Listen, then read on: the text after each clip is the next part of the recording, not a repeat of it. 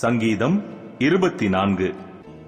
பூமியும் அதன் நிறைவும் உலகமும் அதிலுள்ள குடிகளும் கர்த்தருடையது.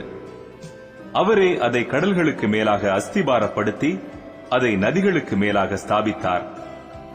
யார் கர்த்தருடைய பர்வதத்தில் ஏறுவான்? யார் அவருடைய பரிசுத்த ஸ்தலத்தில் நிலைத்திருப்பான்?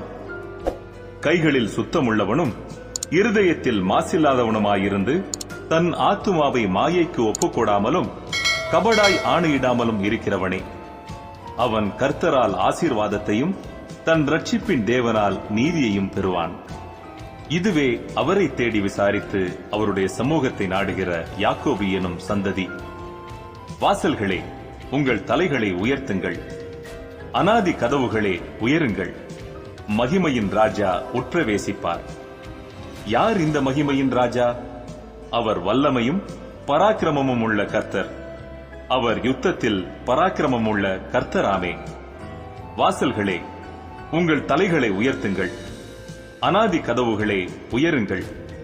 மகிமையின் ராஜா உட்பிரவேசிப்பார். யார் இந்த மகிமையின் ராஜா? அவர் சேனைகளின் கர்த்தரானவர்.